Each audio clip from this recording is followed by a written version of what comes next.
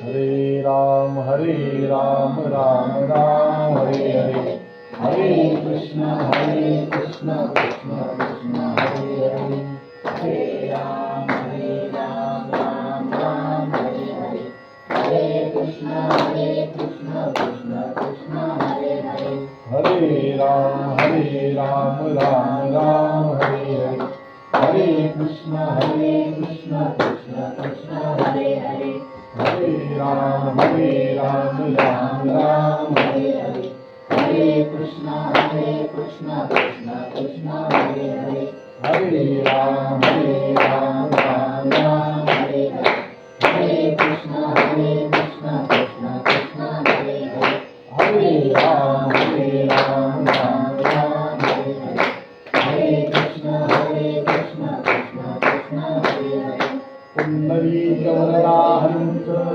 श्रीनाथदेव पंढरीनाथ महाराज की जय, माऊली ज्ञानेश्वर महाराज की जय, जगद्गुरु संत तुकाराम महाराज सब संतन की जय।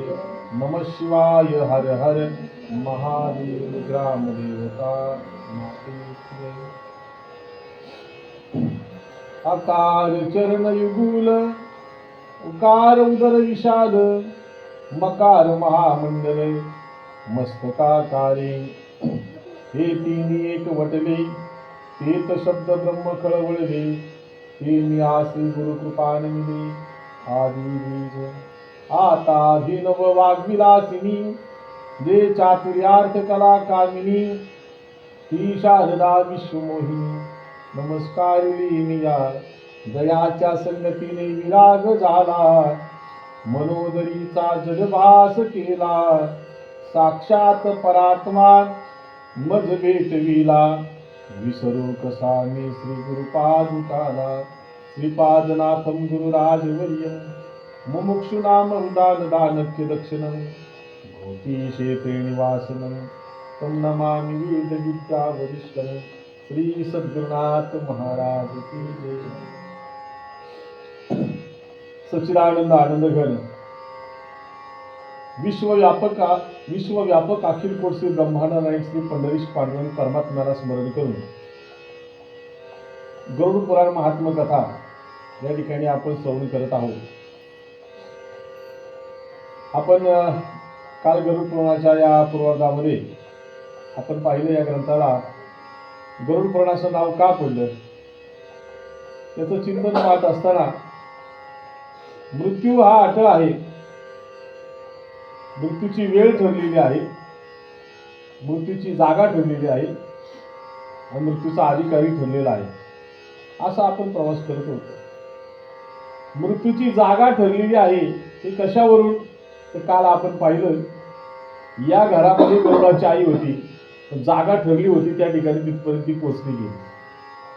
असंच आहे मृत्यूच्या बाबतीमध्ये, मृत्यू अटळ असतो, अथक प्रयत्न करूनही ज्या ठिकाणी मृत्यू संभवत आहे त्या ठिकाणी तो येतोच। मृत्यूची जागा कशी ठरलेली आहे हे पाहत असताना मी तुमच्या पुढे एखादी गोष्ट ठेवतो। ती गोष्ट अशी आहे, एक रेल्वे कर्मचारी, रेल्वे कामगार, तो रिटायर झाला, जेमतेम वयाचे 60व्या वर्षी रिटायर झाला।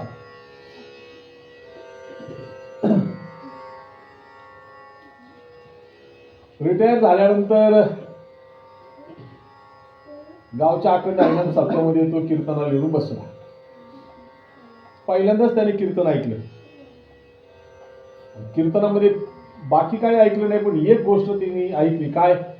कीर्तनकार असा म्हणाला, आयुष्यभर परमार्थ करून 50-50 वर्ष पंढरीची वारी करून त्यांना मोक्ष मिळत नाही,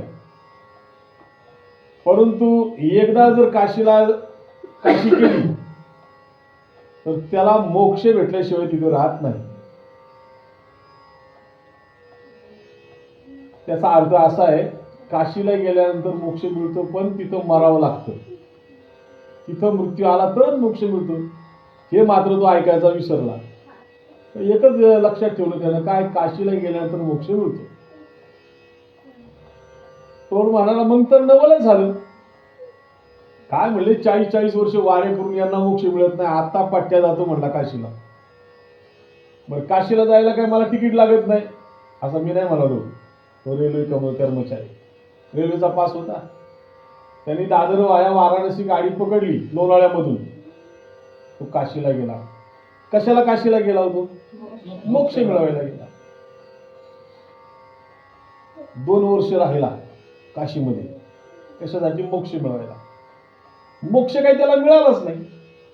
तुम्हाला ज्या अर्थी कीर्तनकार बोललाय त्या अर्थी मोक्ष मिळणार, निश्चित मोक्ष मिळणार. मोक्ष हा निश्चित आहे. काशीला गेल्यानंतर मोक्ष हा निश्चित मिळणार हे त्याला माहिती होतं, म्हणून 2 वर्ष काय तो 5 वर्ष राहिला.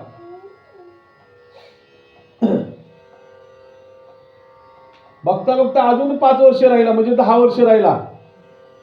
मोक्ष मिळाला नाही. मग गावाकडून त्याच्या मुलाचं पत्र मात्र त्याला मिळालं. म्हणला बाबा काय वेड्यासारखं करताय, कशाला गेला तुम्ही काशीला? म्हणाले मोक्ष मिळवायला. मिळाला का? म्हणलं अद्याप तर नाही मिळाला, पण मिळणार नक्कीच. मला मिळेल तेव्हा मिळेल, पण बाबा एक काम करा, तुम्ही गावाकडे या, कारण तुम्ही आजोबा झालात म्हणजे मी बाप झालोय असा तो म्हणाला. पत्राचा मजकूर त्यांना ऐकला आणि म्हणला मी आजोबा झालो. मी आजोबाला किती आनंद होतो मूल बाळ घरात जन्माला आल्यानंतर. म्हणला खरंय बेटा, तुझं मनाशी विचार करतोय, पत्राशी बोलतोय, खरंय बेटा. 10 वर्ष राहून काय मोक्ष मिळाला नाही? मिळेल ना म्हणला. मोक्ष मिळाल्यानंतर नातवाचं तोंड बघायचं राहील. काय म्हणला तो? मोक्ष मिळाला मेल्यानंतर नातवाचं तोंड बघता येणार नाही. काम करतो, पहिल्या नातवाचं तोंड बघायला जातो लोणावळ्याला, मग पुन्हा काशीला जाईल. आणि मग त्यानं वाराणसी वाया दादर गाडी पकडली आणि तो लोणावळा प्लॅटफॉर्मला त्यानं 1 पाऊल दिलं, दुसरं नाही दिलं बरं का, 1च पाऊल दिलं आणि त्याला अटॅक आला, जागी गेला. मरायला गेला होता कुठं? काशीला. मरायला कुठं आला? 1 पावलातच मेला, दुसरं पाऊल टेकलंच नाही. का झालं? तर मृत्यूची जागा ठरलेली, जिथं मृत्यू होणार तिथंच होणार. काल परवा राष्ट्रपती द्रौपदी मुर्मू त्यांच्या हस्ते काही जवानांचा सत्कार झाला. त्याच्यामध्ये एक असा जवान होता की त्याला दोन्ही हात नव्हते. हे पाहिलं तुम्ही? आणि त्याला 17 गोळ्या लागल्या होत्या शरीरात. AK-47च्या किती गोळ्या? 17 गोळ्या त्याला लागल्या. आणि त्यानं सांगितलं आम्ही युद्ध करत होतो, माझ्या जोडीदाराला गोळी लागली, तो खाली पडला आणि त्याला घेण्यासाठी मी बाहेर पडलो, तर माझ्यावर फायरिंग झाली, मला 17 गोळ्या लागल्या. पण मी माझ्या त्या मित्राला, सहकार्याला बरोबर एका दगडाच्या आड त्याला मी ओढत होतो. या एकंदरी मला 17 गोळ्या लागल्या. त्याला एकच गोळी लागली, कोणाला? मित्राला. तो 1 गोळीत मेला. मला 17 गोळ्या लागून सुद्धा मी मेलो नाही. पाहिजे ना? गोळ्या तर दोघांना लागल्या, याला 17 लागल्या तरी हा मेला नाही, आणि त्याला एकच लागली तरी तो मेला. का मेला? तर मृत्यूचा अधिकारी ठरलेला होता म्हणून. एक अशी घटना घडली, धुळे माळेगावला माझं कीर्तन होतं. मी प्रवास करत होतो, चाकणच्या चौकात म्हणलं लक्झरी गाडी पकडायची, नाशिकला जायचं. नाशिकवरून धुळे माळेगाव गाडी पकडायची, तिथं उतरलं का कोणी आपल्याला न्यायला येईल असा मी प्रवास करत होतो. आणि पावसाचे दिवस, गाडीत बसलो, गाडी खेडच्या पुढे गेली. विजांचा कडकडाट झाला. अनेक वेळा वीज त्या एसटी वरती यायची आणि माघारी फिरायची. अनेक वेळा एसटी वरती वीज यायची, माघारी फिरायची. एसटी ड्रायव्हरनी गाडी बाजूला घेतली आणि आतमध्ये 52 प्रवासी बसले होते. किती? 52. तो म्हणाला माझी विनंती आहे तुम्हाला, तुमच्यामध्ये कोणतरी पायाळू माणूस बसलेला आहे. कोण? पायाळू माणूस बसलेला आहे. आणि कोणतरी गाडीत पायाळू माणूस असल्यामुळे वीज आपल्या गाडीवर येते. माझी विनंती, जो कोणी पायाळू असेल त्याने बसमधून खाली उतार व्हा, कारण त्याच्या एकामुळं सगळे प्रवासी मरतील आणि तो मीच होतो. मी म्हणालो, ड्रायव्हरने आपल्याला अक्कल शिकवावी. मी कीर्तनकार असून मला अक्कल नाही. माझ्यामुळे बाकीचे प्रवासी जर मरणार असेल तर मला गाडीतून उतरलं पाहिजे. आणि अशा तऱ्हेने मी मंचजवळ गाडी साईडला घेतली होती. मी तिथं उतरलो आणि गाडी अशी पुढे चालली होती, हाय रोडने पुढे चालली. मी विचार केला, 400 रुपये तिकीट काढले. माझी बस माझी आहे का? माझी बस माझ्या समोर गेली. मी त्या बसकडे पाहत होतो, कारण ती माझी होती. ती गेली, निघून गेली. मी खाली उतरलोय, बस निघून गेली.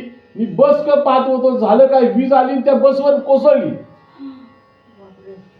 आणि 51 प्रवासी जागी मेले. किती होते एकूण? वाचले किती? कोण वाचले? का? तर मृत्यूचे अधिकारी ठरलेले होते. अजून तुम्हाला उदाहरण सांगू का? आता हे काल्पनिक उदाहरण झालं, वास्तविक उदाहरण सांगू. गुजरातवरून एक एरोप्लेनने उड्डाण केलं, बरोबर ना? वर्तमान काळातलं. त्याच्यात किती प्रवासी बसले होते? 251. किती? 251 प्रवासी बसले होते. 250 मेले आणि एकच वाचला. ज्या सीटवर कोण बसत नाही तो म्हणला 11 नंबरचं सीट, 11 नंबर माझा लकी नंबर आहे. ते दरवाजा शेजारी असतं. काही जर झालं तर दरवाजा उघडतो, त्या सीटावरला माणूस बाहेर फेकला जातो, बरोबर ना? एक्झिटला. त्यामुळे त्या सीटवर कोण ते बुकिंग करत नाही, त्याच्यावर कोण आतापर्यंत कोण बसलंच नाही, पण तो बसला. झालं काय?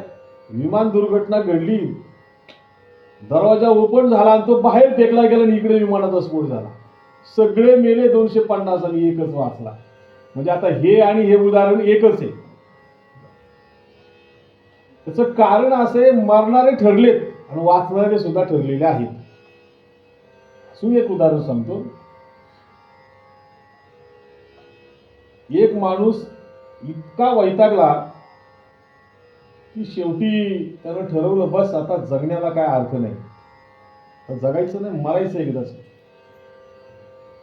5व्या मजल्यावर राहत होता, तो 10व्या मजल्यावर गेला.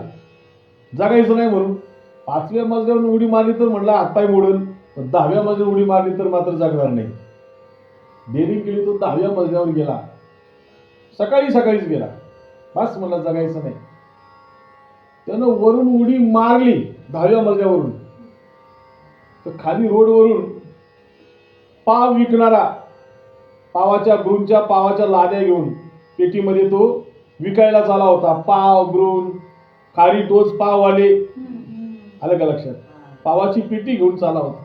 त्यानं 10व्या मजल्यावरून उडी मारली, बरोबर पावाच्या पेटीत. आता पावाची पेटी म्हणजे नरम बिछाना, यालाही थोडंफार लागलंच असेल. पण 10व्या मजल्यावरून मरण्यासाठी ज्यानं उडी मारली तो नाही मेला. पाववाला आतपाव झाला, जागी मेला. ज्यानं मरण्यासाठी उडी मारली तो मेला नाही, कारण मृत्यूचा अधिकारी ठरलेला आहे. ज्याचा मृत्यू होणार त्याचा होणार, त्याला कोणी नाकारता येणार नाही. आपल्या ताईच्या बाबतीत आणि लेकराच्या बाबतीत हेच आहे. आता तिथं किती पेशंट आहे तुम्हाला सांगू, काही मिस्टेक आहे 100%. मला कळालं, मी आमदारांशी फोन झाला माझा, नक्कीच आहे, त्याचा शोध लागेल म्हणले, 20-25 दिवसात लागेल. ठीक आहे. माझ्या घरातल्या सर्व, माझ्या 2 भावजाई आणि माझी पत्नी, आमच्या सगळ्या महिलांच्या डिलिव्हऱ्या तिथंच झाल्या आणि सुखरूप झाल्या. म्हणजे अनेक महिला डिलिव्हरीला तिथं जातात बरं का. आता दुसरी तिसरी घटना अशी वेगळी त्या ठिकाणी. पण मृत्यूचा अधिकारी ठरलेला आहे दादा. घटना काही असू द्या, काही निमित्ताने घडतं, काही कारण लागतं. मृत्यूला काय लागतं? कारण लागतं. ठेच लागली तरी माणसं मरतात, आलं का लक्षात? म्हणजे शिल्लक कारणाने मृत्यू हा ठरलेला आहे, त्याला नाकारता येत नाही. तो कोणत्या टायमाला येईल हे सांगता येत नाही. हो, निश्चित असतं ते. काकूंनी मला, आमच्या शेजारी एक काकू आहे, ब्राह्मण काकू, शिल्पाताई पेनशे, त्या म्हणाले, महाराज तुमच्या बगीच्यामध्ये फुलं आहेत, मला आज पूजेला फुलं नाही, तेवढी फुलं घेऊन या. माझ्या बगीच्यामध्ये फुलं होती, मी कोणती फुलं तोडली असेल? जी मोठी झाल्यात, जी सुकल्यात, नाही का, जी आता गळून पडणार, ती फुलं तोडली का पूजेला लागणारी चांगली चांगली लहान लहान ताजी दवानी फुलं तोडली? तुम्हाला काय वाटतं? तुम्ही उत्तर द्या. ताजी आणि अगदी कळ्या अशा नवीन फुलेल्या मोगऱ्याच्या, आहे का नाही? जर आपण अशी क्रिया करत असताना चांगली चांगलीच फुलं तोडतो, तर मृत्यूच्या बाबतीमध्ये घटना घडत असताना ताजी ताजी आणि अशाच प्रकारे देव आपले ते काम करत असतो. प्रत्येकाला मृत्यू अटळ आहे, मृत्यू मात्र नाकारता येत नाही. म्हणून मृत्यूची जागा ठरलेली, मृत्यूचा अधिकारी ठरलेला आहे आणि मृत्यूची वेळ ठरलेली आहे, हे मात्र नाकारता येत नाही. दादा, मरण तरी कुणाला नाकारता येतं? आज मी पोपटासारखा इथं बोलतोय, उद्या मरेल त्याचा भरोसा नाही. आता बोलता बोलता मरण याची गॅरंटी नाही. नाही देहाचा भरोसा, कोण दिवस येईल कैसा, कोणचा दिवस कसा येईल, कसा मृत्यू येईल हे नाकारता येत नाही, टाळता सुद्धा येत नाही. तसं मरावंसं कोणालाच वाटत नाही. तुम्हाला कोणाला मरावं वाटतंय की? मलाही वाटत नाही. मलाही मुलं आहे, बाळ आहे, बायका पोरं, आई वडील आहे, भाऊ आहे, भाऊजाई आहे. मला असं वाटतं मला जगावं, त्यांचं सर्वांचं कल्याण व्हावं, मग मी मारावं. मग मी मारावं, म्हातारा झालो तरी म्हाताऱ्या माणसाला मारावं असं वाटत नाही. ते फक्त म्हणते आता झालं गेलं, एकदा गेलं. अरे मृत्यू जवळ आला का ते म्हणते, तेही घाबरते. मरावं कोणाला वाटत नाही. म्हणजे मरण्याची इच्छा कोणाचीच नसते. याच्या उलट ऐका, मरण्याची इच्छा नसताना सुद्धा माणसाला मरावं लागतं, हे सर्वात मोठं दुःखाची गोष्ट आहे. इच्छा नसताना सुद्धा मरावं लागतं, म्हणून दुःख होतं आपल्याला. दुःख कशामुळे होतं? इच्छा नसताना मृत्यू आला की मग माणसाला दुःख होतं. शेवटी दुःखाला कारण काय असतं ते आपण पाहिलं पाहिजे. एक भुंगा, नदीला पूर आला, पुराच्या त्या नदीच्या एका कोपऱ्यावरती असा भोवरा आला. नदीला भोवरे येतात, त्याच्यात तो एक भुंगा त्याच्यात पडला, अडकला भोवऱ्यात. तो गरगर गरगर त्या भोवऱ्यामध्ये फिरत होता. फिरता फिरता तो भोवऱ्याच्या खाली गेला, म्हणजे आता मेला का नाही, बुडाला म्हणजे मेला. आता दिसत होता फिरताना फिरताना, आणि तो आता दिसतच नाही. दिसत नाही, मी म्हणलं मेला. एवढं म्हणत नाही तर तो पुन्हा वरती आला भोवऱ्याच्या वर. मेलेलाच आहे, आलं का लक्षात? तो मेलाच आहे, पण पुन्हा वरती आला ना. आता तो वरती का आला याचं उत्तर काय बरं सांगा? नाही नाही, बघा ना, तो त्या भोवऱ्यात अडकला म्हणून खाली गेला, आणि खाली गेला म्हणून त्या भोवऱ्याभोवती वरती आला. अडकला म्हणूनच आला का नाही? आज तुम्हाला कळलं असं सांगतो. तुम्ही सकाळी जेवलात का ताई? दुपारी सकाळी नाश्ता केला का? दुपारी जेवण केलं का? म्हणजे सकाळी नाश्ता केला, दुपारी जेवण केलं, तरी आता जेवणार आहे, बरोबर? असंच आहे. म्हणजे काल मी 3 टाइम जेवलो तरी आज मी 3 टाइम जेवणारच आहे. कळतंय का तुम्हाला? म्हणजे हा, कळलं ना मला काय सांगायचंय? तसंच आहे, भोवऱ्यात अडकला म्हणूनच तो वरती आला. तो भोवऱ्यात का अडकला? वरती भोवऱ्यात अडकला म्हणून तो खाली गेला. तसंच आहे, आपण का मरतो? तर जन्माला आलो आहे म्हणून मरतो, नाही तर आपल्याला मरण नाही. जन्माला आलो नसतो तर मेलोच नसतो. म्हणून जन्माला येणं ही जशी चांगली गोष्ट आहे, तसं जन्माला येणं सुद्धा आणि मग मरणं ही दुःख देणारी गोष्ट आहे. आपल्या दुःखाला कारण काय? तर त्याचं उत्तर आहे आपल्या दुःखाला कारण आहे जन्म.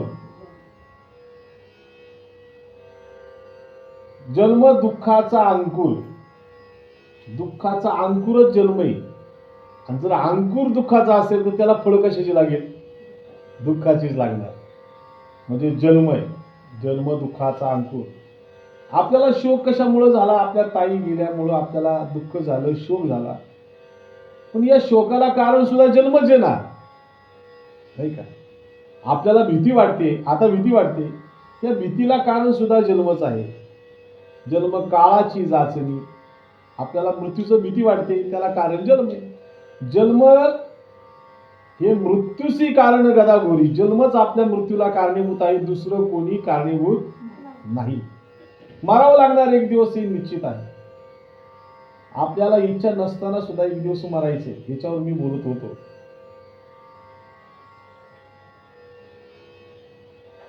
इच्छा नसताना सुद्धा मृत्यू येतो.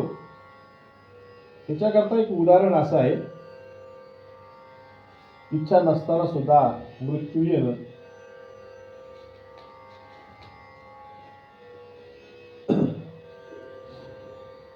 माझ्या गावामधली 3 मुलं माझ्याकडे दुपारी दुपारी चैत्र वैशाख म्हणजे मे महिन्यामध्ये माझ्याकडे आली. म्हणाली, महाराज तुम्ही आज घरी आहे का? म्हटलं हो, संध्याकाळी जाणार आहे कीर्तनाला. अहो म्हणाले, ऊन किती झाले? म्हटलं झाले ना. काम करा, चला आम्ही चालू आंघोळीला, तुम्ही पण चला. आता मी ज्या साहेब तुम्ही आमच्या भागात फिरले तर आमच्या गावाला उपसाला मोठं डॅम आहे का नाही? अरे म्हणलं, डॅमवर तुम्ही आंघोळीला मला नेताय पण मला पोहता येत नाही ना. ते 3 जण माझ्याशी बोलत होते, मी चौथा त्यांच्याशी बोलत होतो. अहो म्हणले, तुम्हाला पोहता येत नाही, तुम्ही नका पोहू, पण आमच्या बरोबर चला. आणि म्हणून मग म्हणलं चला त्यांच्या बरोबर गेलो तर आपलं हातपाय तरी धुईल, तोंड धुईल. मी टावेल घेतला. आता ज्या अर्थी मी टावेल घेतला त्या अर्थी आम्ही 4 जण कुठे गेलोय? समजणाऱ्यांनी काय समजले? 4 जणी टावेल घेतलाय ना मी, मला पोहता येत जरी नसलो तरी. आम्ही सर्वजण आंघोळीला गेलो. आता आंघोळ करायची आम्हाला चौघांना, ऐका, चौघांना आंघोळ करायची.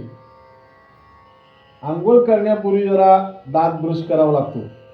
म्हणजे एक प्रश्न विचारतोय तुम्हाला मी, काय पाण्यामध्ये कोण बुडतो? ऐका, ज्याला पाण्यामध्ये पोहता येत नाही तो पाण्यात बुडतो, आणि ज्याला पाण्यामध्ये पोहता येतो तो पाण्यात बुडतच नाही. कोण बनेगा करोडपती असं जर लागलं तर प्रश्न केला की पाण्यामध्ये कोण बुडतो, त्याचं उत्तर काय द्याल ताई तुम्ही? ज्याला पाण्यात पोहता येत नाही. बरोबर, लॉक किया जाय, लॉक केलं. विचारायचं कोणाला अजून? पाण्यामध्ये कोण बुडतो? ज्याला पाण्यात पोहता येत नाही. तर हे सरळ उत्तर आहे. संपलं, प्रश्न आणि उत्तर आपलं भेटलं. आता आम्ही 4 जण आंघोळीला गेलोय, तुम्ही सर्वांनी गावकऱ्यांनी आम्हाला पाहिलंय. काय कर्माची गती पहा दादा. आम्ही पोहायला गेलोय 4 जण. घटना इतकी वाईट घडली. सकाळी सकाळी सकाळ पेपरला एक बातमी आली, उकसान गावची 4 मुलं वडिवले प्रकल्प म्हणजे उकसान डॅम मध्ये आंघोळीला गेली. त्यातली 3 पाण्यात बुडाली आणि 1 वाचला. बातमी छापून आली. संपूर्ण तालुक्यामध्ये हळहळ. उकसान गावची 4 पोरं आंघोळीला गेली, 3 बुडाली आणि 1 वाचला. आता ती बुडाली ती बुडालीच. त्यांचं पाहू काय करायचं, बाहेर काढायची का घरी न्यायची ते. पण वाचला कोण? बुडाला कोण? 1 करोड रुपये तुम्ही हरला का नाही? कोण वाचला? ज्याला पोहता येत नाही. मुळात ज्याला पोहता येत नाही तो असं पाण्यात पोहायला जाईलच कसा? तो मी वाचलो म्हणून आज प्रवचनाला आलो. बरं, आता जी बुडाल्यात ना त्यांच्या बाबतीत आपण विचार करू. ज्यांना पोहण्याची इच्छा आहे, ज्यांना तरंगण्याची इच्छा आहे, तरंगायची इच्छा आहे, त्यांच्याकडे युक्ती, त्यांना पोहता येते. कधी कधी माणूस म्हणतात, अरे अट्टल पोहणारा होता पण बुडाला कसा, म्हणतात बरं का. म्हणतात का मी पोता अट्टल पोहणारा तरी तो बुडतो, म्हणजे पोहणाराच पाण्यात बुडतो हे लक्षात घ्या. नंतर बघू. आता येडं असलं त्याला पोहता येत नाही, ते पाण्यात गेलं बुडणारच. पण कोण अट्टल पोहणारा तो पाण्यात बुडाला. आता जो बुडाला म्हणजे मेला हो.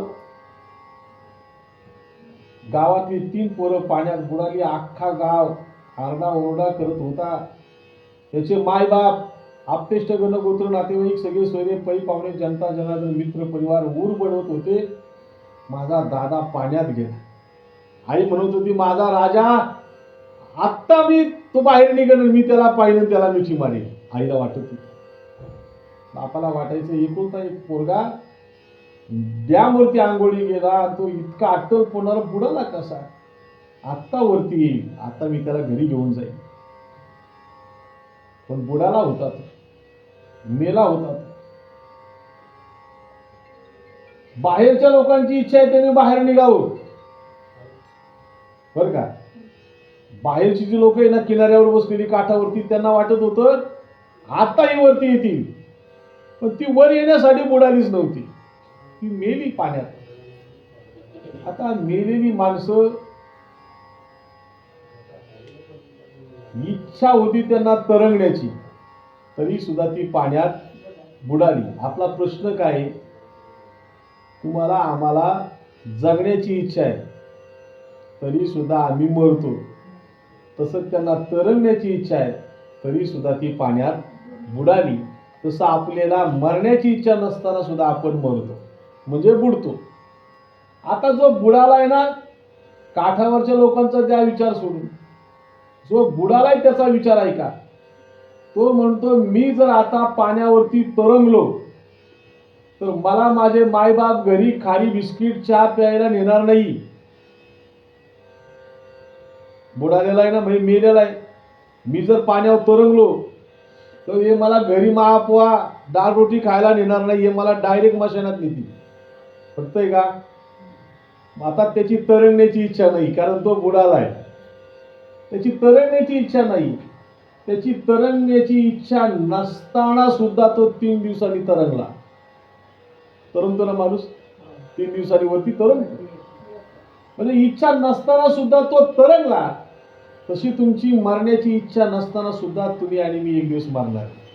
दृष्टांत आपल्याशी भोवतीच एक फिरतोय, लक्षात घ्या. हो, त्याची तरंगण्याची इच्छा नसताना सुद्धा तो 3 दिवसांनी तरंगला. आता ऐका, अजून त्याचा आपण विचार करू. तर जो तरंगलाय त्याचा विचार करू. जो तरंगलाय तो घरी न्यायच्या कामाचा नाही. घरी न्यायच्या कामाचा काय, फुगलाय तो घरी न्यायच्या कामाचा नाही. एकतर त्याला बुडवलेला ठीक, नाही तर जाळलेला ठीक. त्याला आता तो घरी न्यायच्या कामाचा नाही, मग त्याला किती बुडवण्याचा प्रयत्न केल्यावर तो बुडेल बरं. आता म्हणजे एकतर त्याला बुडायची इच्छा नसताना सुद्धा तो बुडाला. दुसरी गोष्ट, त्याला तरंगण्याची इच्छा नसताना सुद्धा तो तरंगला. आणि त्याला आता बुडण्याची इच्छा आहे तरी सुद्धा तो बुडायला तयार नाही.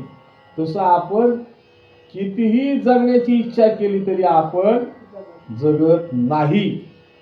या न्यायाने प्रत्येकाला मात्र मरायचं आहे.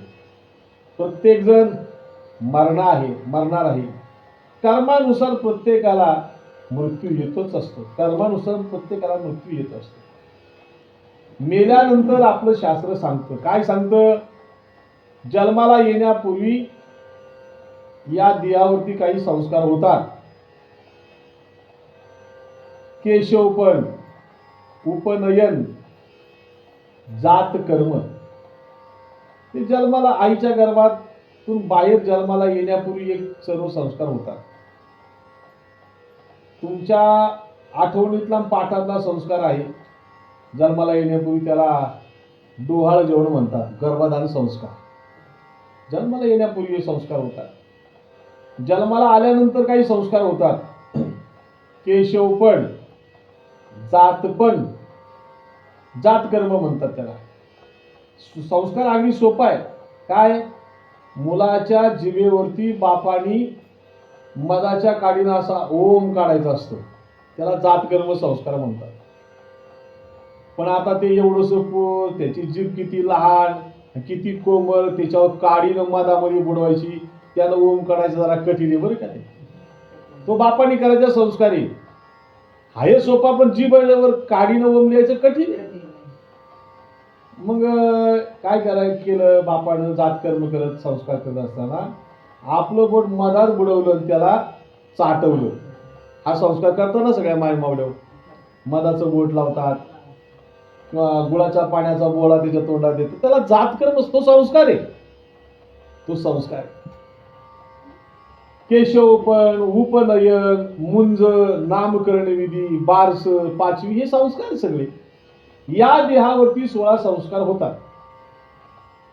जन्माला येण्यापूर्वी काय संस्कार झाले आम्हाला आठवत नाही, आईच्या गर्भात असतात. जन्माला आल्यानंतर नाव ठेवीपर्यंत काय काय संस्कार झाले हेही आम्हाला कळत नाही.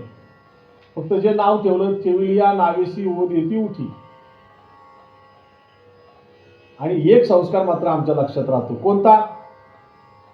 लग्न संस्कार. कारण तो हयातीमध्ये होतो म्हणून आपल्या ध्यानात राहतो. तेवढाच संस्कार 16 संस्कारातले आपल्या ध्यानात राहतो, नाही तर शेवटचा संस्कार सुद्धा आपल्या ध्यानात येत नाही. त्याला अंतिम संस्कार म्हणजे मृत्यूचा संस्कार म्हणतात. त्याला जाळलं जातं देहाला, त्याला अग्निसंस्कार आहे. तो आपल्याला माहित नाही, त्याला चटके बसतात की नाही माहीत, काही नाही, त्याला कळत नाही. म्हणजे जन्माला येण्यापूर्वी काही संस्कार आहे, जन्माला आल्यानंतर काही संस्कार आहे, आणि जन्म मेल्यानंतर जे काही संस्कार आहेत ते संस्कार आपल्याला मेल्यानंतर त्या माणसाच्या बाबतीमध्ये करायचे असतात. म्हणजे पहा तुम्ही, त्याचं चिंतन आपण काही उद्या पाहणार आहोत. पण मेल्यानंतर जे जे काही संस्कार आहेत ते करावंच लागतात. कारण मेल्यानंतर माणसाला 3.5 तासामध्ये तो माणूस यमपुरीला जाऊन पुन्हा जिथं आपला मृत्यू झाला तिथं येत असतो. म्हणजे अप डाऊन साठी 3.5 तास लागतात, म्हणजे 1.25 तास एका फेरीला लागतात. किती? 1.25 तास. 1.25 तासात तो यमपुरीला जातो, 1.25 तासात तो जीव पुन्हा ज्या ठिकाणी आपला मृत्यू झाला त्या ठिकाणी येत असतो. म्हणून 3.5 तासाच्या आतमध्ये या देहावरती अग्निसंस्कार करू नये. 3.5 तास. 3.5 तासानंतर त्याला प्रवास करायचा असतो. तो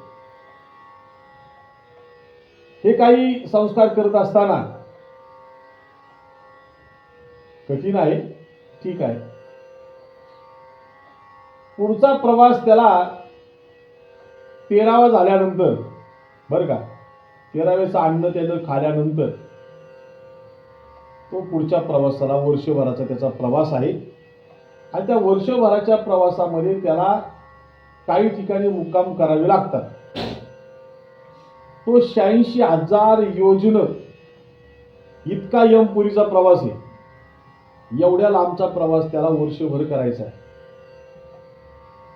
दिवसाला तो 248 योजनेचा प्रवास करतो.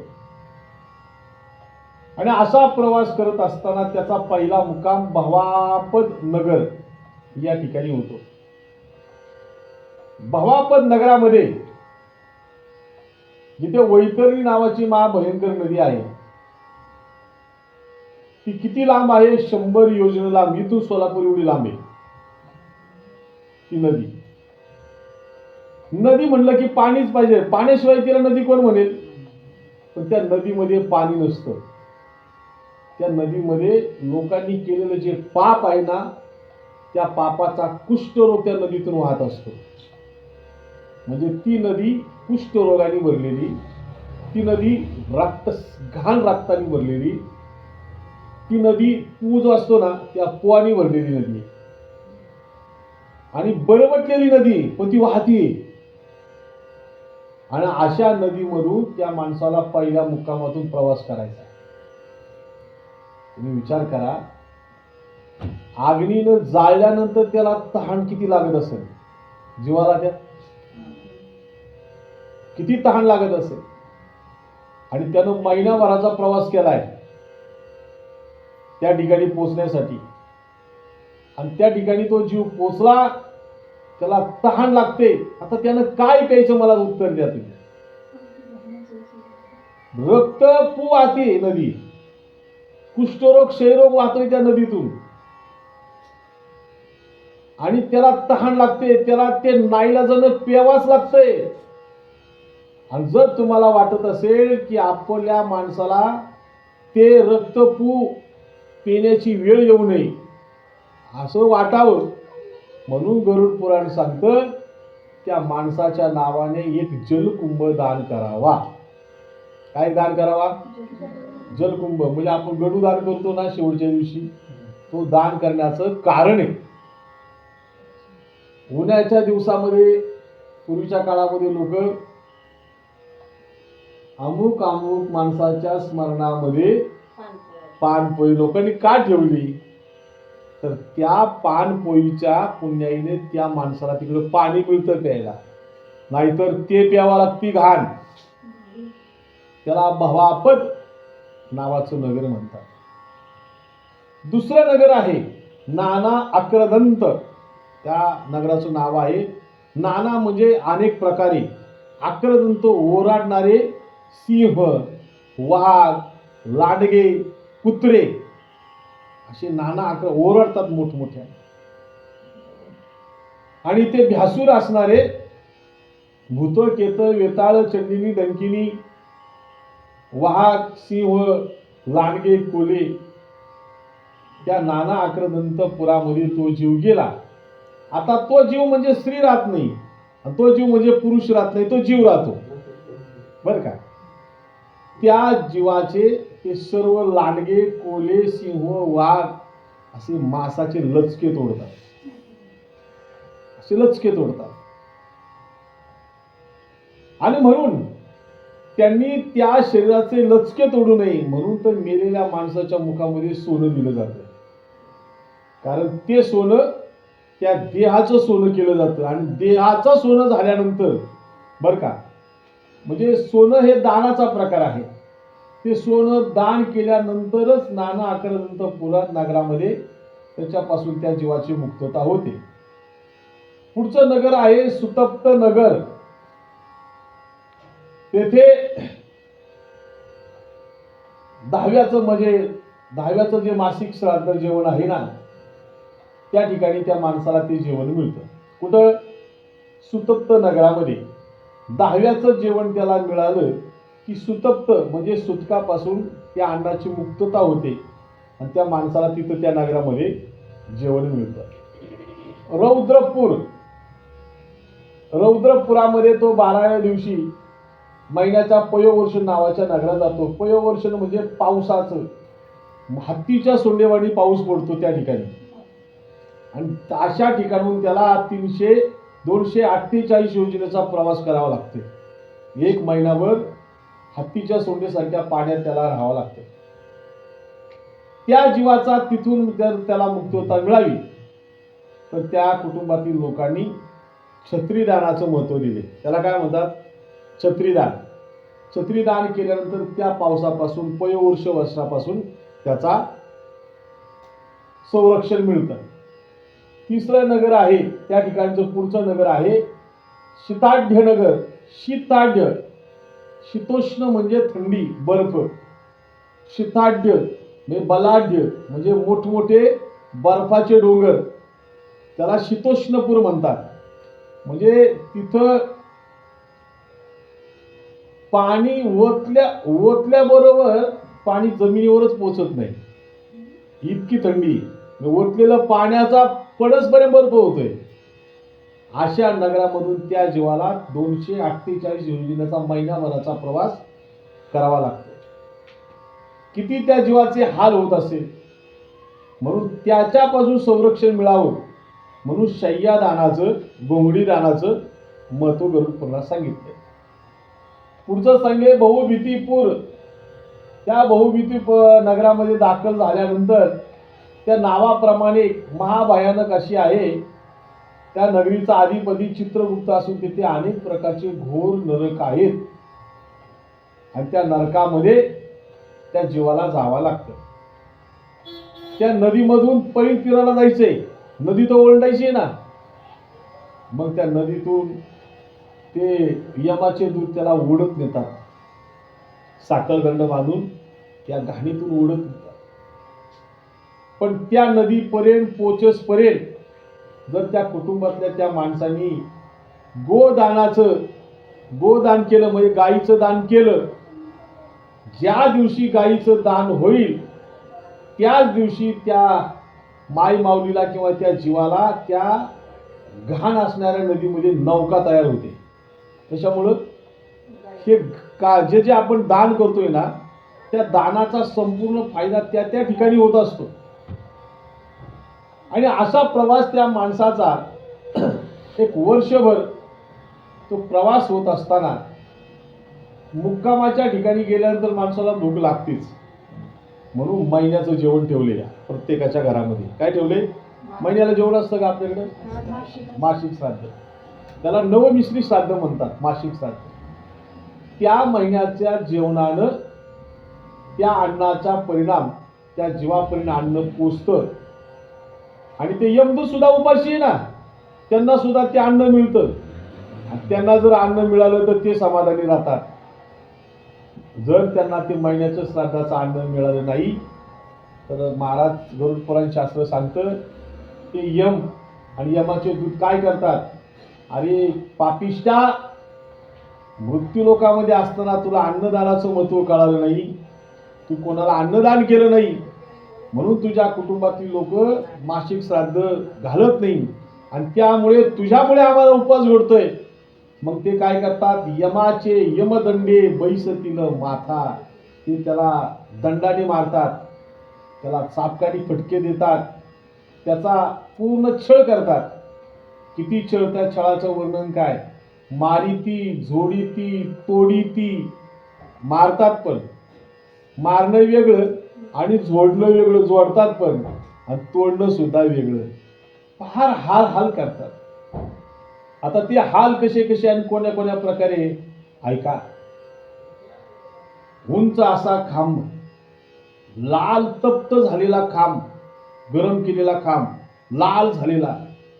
अन्न नाही ना आपण श्राद्ध घातलं तर त्या जीवाला त्या खांबाला मिठी मारायला होतात. किती हाले बघा ना, भयानक आहे ना, क्रूर आहे ना. म्हणून यमाला दया नाही तर यमाच्या नोकरांना काय दया असेल? बर, त्या खांबाला मिठी मारायला होतात. हत्तीच्या सोंड्या त्या पाण्यातून त्याला प्रवास करायला होता. आता ऐका, उन्हाळ्याचे दिवस, एकच सूर्य आपल्या डोक्यावर, माथ्यावर किती? एक सूर्य. एक सूर्य तापला 45 डिग्रीवर तापमान गेलं होतं तर माणसं उष्माघाताने मेली हो. त्याला अशा ठिकाणाहून येतात जिथं 21 सूर्य तापतात. किती? 21 सूर्य तापतात. अशा ठिकाणाहून त्या जीवाचा प्रवास चालू असतो. 21 सूर्य वरून तापतात, शरीराची लाई होती, शरीर जळतं, करपलं जातं. आणि खालून वाळवंट, खालून तप्त झालेली गरम वाळू, वरून सूर्य. कसं त्यानं चालायचं? कसं त्या सूर्यातून त्यानं वाचायचं? म्हणून त्याच्यातून त्याला मुक्तता मिळावी म्हणून पादत्राणे दान केली जातात. चपला दान कराव्या. चपला दान केल्यानंतर त्या दानाचं पुण्य त्या तप्त वाळूतून जाताना त्या जीवाला मिळतं. छत्री दान केल्यानंतर पाण्यापासून संरक्षण होतं. घोंगडी दान केल्यानंतर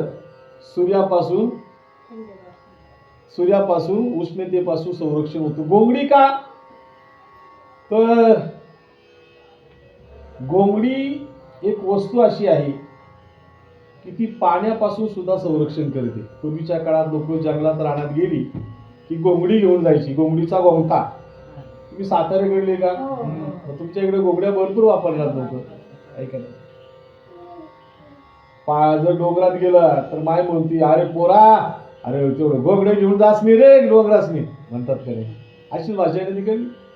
अरे मसाका निघाला, मस राखायला निघाला बाबू, घोंगडी घेऊन जास रे. ती घोंगडी घेऊन जायची लोक. मुसळधार पाऊस आला एकही थेंब त्या घोंगडीतून येत नाही आतमध्ये, इतकी घोंगडीची पावर आहे. आणि घोंगडी जर अशी पाहिली तर सूर्य सुद्धा दिसतो घोंगडीतून, पण पाण्याचा थेंब येत नाही. थंडी वाजली, गोंगता काढला आणि घोंगडी गुंडाळली तर थंडीपासून संरक्षण. बर, कुठं आडवं पडायचं म्हणलं तरी हांतरली आणि अंगावर घेतली. म्हणजे घोंगडीचा वापर कशाही प्रकारे करता येतो, म्हणून घोंगडी हे दान करायला सांगितलं. आता त्याचा मुक्कामाचा दिवस, अन्नदानातून त्याला भोजन मिळतं. भूमिदान केलं तर त्याला शय्या मिळते. भूमिदान केली तर त्याला झोपायला जागा मिळते. आणि झोपायला जागा मिळाली तर अंतरायचं काय, तर म्हणून शय्यादान सांगितलं. शय्या म्हणजे झोपायचं, चादर ब्लँकेट हे दान करायचं असतं.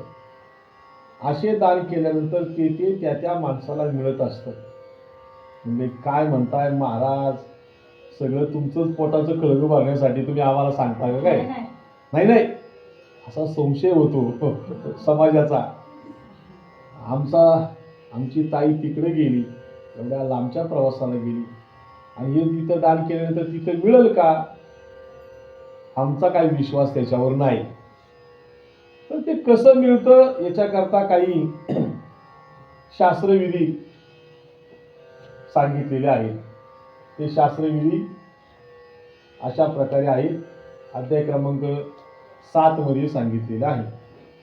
त्यातलं एक उदाहरण आता सांगतो, मग नंतर उद्या आपण हे कसा प्रवास, कसा नैवेद्य, कसा दशक्रिया तिथपर्यंत जातो याचं चिंतन आपण उद्या करणार आहोत. एक उदाहरण, मुलाला खूप शिकवलं, खूप शिकल्यामुळं तो अमेरिकेसारख्या किंवा ऑस्ट्रेलिया सारख्या देशामध्ये, बहुतेक लोक आपली ब्रिटन, अमेरिका, ऑस्ट्रेलियामध्ये जास्तच आहे. दुबईमध्ये तर सर्रासपणे सगळे जातात. अमेरिका सारख्या देशात तो कामाला गेला. आई वडिलांवरती खूप प्रेम करायचा. एक मुलगा आई वडिलांना सोडून एवढ्या दूरवर गेला.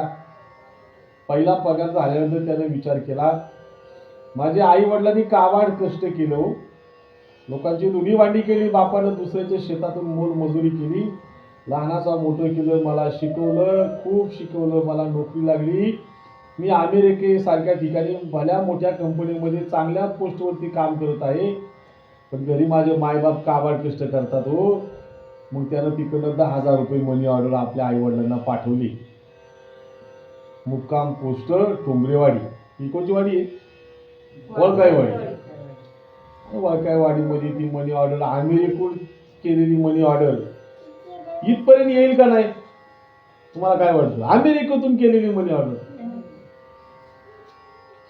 येणार का नाही? येते ती. आता ती कशी येते त्या प्रोसिजर जाऊ नका, पण तुमच्या दारात मनी ऑर्डर भेटते. दर महिन्याला बिनचूकपणे मनी ऑर्डर, 1 तारखेला मनी ऑर्डर केली का ती 1 तारखेला केलेली मनी ऑर्डर ठरलेल्या दिवसामध्ये 10 तारखेपर्यंत भारतामध्ये पुणे जिल्ह्यात मावळ तालुक्यात वळकाईवाडीमध्ये येते. काय झालं, एक दिवस असं झालं, शेजारच्या मायबाप होते ना त्या मुलाचे, त्यांच्या शेजारी एक लग्न होतं. शेजारच्याच लग्न दूरवर होतं, लांबपर्यंत. आणि त्यामुळे ते दोघं नवरा बायको म्हणाले, शेजारच्याचं लग्न, लग्नाला तर गेलं पाहिजे. 10 तारखेला लग्न, त्याच्यामुळे ते 10 तारखेला लग्नाला दोघं नवरा बायको गेले. ते गेले लग्नाला, पण मनी ऑर्डर कुठं विचार करते की ते लग्नाला गेले तर आता मला जाऊन उपयोग नाही. ते लग्नाला गेले तरी मनी ऑर्डर कुठं आली? घरी आली. पोस्टमननी पाहिलं की घराला काय आहे? टाळा आहे, कुलूप लावले, लॉक केले. आता ती मनी ऑर्डर अमेरिकेतून आली, ज्यांना द्यायची होती ते घरी नसल्यामुळे ती वाया गेली का नाही? तुम्हाला काय वाटतं? वाया गेली का ती? ती कुठे गेली? फ्रॉम टू, आणि टू फ्रॉम, जिथून आली तिथंच. तसंच आहे. त्या मुलानं मनी ऑर्डर केली, आई वडिलांना ती भेटली नाही. पण तीच मनी ऑर्डर पुण्याईने पुन्हा त्यांनी पाठवली म्हणून त्याची त्याला वापस माघारी गेली. तसं आपण केलेलं दान धर्म, आपण केलेलं पुण्य यदा कदाचित तिथं आपल्या माणसाला नाही जरी भेटलं तरी त्या पुण्याचं फळ मात्र आपल्याला भेटल्याशिवाय राहणार. मनी ऑर्डर येते ती रिटर्न आपल्या उपयोगाला येते. अशा प्रकारे भूमिदान, जलकुंभदान, गोदान, वस्त्रदान, छत्रीदान, पादत्राणी चपलादान, शय्यादान, घोगडीदान, सुवर्णदान अनेक प्रकारची दानं या ठिकाणी सांगितलेली आहेत. आणि त्याच्यामध्ये 2 प्रकारची दानं अतिशय श्रेष्ठ आहेत. एक आहे ज्ञानदान आणि दुसरं आहे अन्नदान. अन्नदान आपल्या ताईच्या स्मरणामध्ये जिथं जिथं संप्रदायाचं धार्मिक कार्य चाललेलं असेल, आपल्याला नाही 1000 रुपयाचे दान धर्म करता आला, आपण 101 रुपयाचा करावा. त्या निमित्ताने 1 वर्षभर हे दान धर्म करावं लागतात. पूर्वीच्या काळामध्ये लोक पाणी कुठं लागले, अरे म्हणले सकारामच्या शेतामध्ये पाणी दाखवतोय. सकाराम म्हणला माझ्या शेतात पाणी दाखवतोय ना, गावाला पाणी पाहिजे, माझ्या शेतात विहीर पाडा. विहिरीसाठी लोक जागा द्यायची. तुम्ही पहा तुम्ही गावाच्या पाणपोईच्या विहिरी तुमच्या गावालाही असतात, आमच्याही गावाला आहे. अशा रोडला नसायच्या, कोणाच्या तरी शेतात असायचं. म्हणजे त्या विहिरीसाठी कोणीतरी जागा दान केली गावाला पाणी पिण्यासाठी. पूर्वीच्या लोक असे ग्रंथ वाचत नव्हते, पुराण शोधित नव्हते, तरी सुद्धा त्यांच्याकडून दान धर्म व्हायचा. मुलीचं लग्न झालं की मुलीबरोबर हुंडा म्हणून लोक गाय दान करायच्या पूर्वीच्या काळामध्ये, आहे का नाही. म्हणजे गोदान घडायचं, अन्नदान घडायचं, द्रव्यदान कसं घडायचं माहिती आहे तुम्हाला. ते आतापर्यंत घडत होतं, 95-96 पर्यंत घडत होतं. माझा जन्म 84 मधला आहे. मी 96ला पहिली पंढरीची वारी केली बरं का. म्हणजे 10-11 वर्षाचा असताना, 11-12 वर्षाचा असेल. 12 वर्षाचा असताना पंढरीला वारीला गेलो ना, तर गावातल्या दादा, आप्पा, अण्णा, आया, बाया म्हणले बाबाजी पंढरपूरला पायी चालला रे पोरा सौकाचा, हे बघ हा रुपये घे आणि देवाला वा बर का. दान बघा ना, रुपये द्यायचे नव्हते, 10 पैसे द्यायची. त्यावेळेस 96ला सगळे पैसे चालत होते. 5 पैसे, 10 पैसे, 20 पैसे, 25 पैसे, 50 पैसे, 75 पैसे नव्हते. 1 रुपया होता. असे पैसे चालायचे.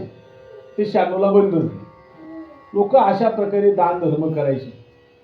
तीर्थावरून काय प्रसाद यायचा, लाह्या यायच्या नाही का. लाह्या, ते गोड तीळ, बताशे असा प्रसाद यायचा. आणि मग तो ताटामध्ये ठेवायचा. 1 किलोचा प्रसाद असायचा. 2 रुपयाला किलोभर भेटायचा एवढा प्रसाद त्या ताटामध्ये यायचा. आणि मग शेजारी बुक्का आणि तिथं हळदी कुंकू असायचं त्या ताटातच. मग घरातले जो लहान पोरगा आहे ना, त्याला सांगायचं जा आळीमध्ये प्रसाद वाटायला. तुमच्या गावाला व्हायचं का असेल? आता नाही इकडे कोण करत. आता आणलेला प्रसादच घरातली माणसं खात नाही. असा प्रसाद वाटला जायचा. आणि मग वाटला का तो माणसाच्या बाबतीमध्ये म्हणले तीर्थयात्रा करून आलाय ना, म्हणजे काम करा, आपण गावा मिळून मुठमुठ तांदूळ काढू, गावात प्रसाद करू. म्हणजे मुठमुठ तांदूळ काढलेला प्रसाद म्हणजे अन्नदान व्हायचं. तीर्थयात्रेला आलेल्या माणसाला पुजायची लोक पूर्वी. तीर्थयात्रेहून आलेल्या माणसाचा अख्खा गाव पाया पडायचा. हे संस्कार पूर्वीच्या काळामध्ये अडाणी माणसं जोपासत होती. अन्नदान, ज्ञानदान या सर्व गोष्टी कराव्या लागतात आणि त्या केल्या पाहिजे.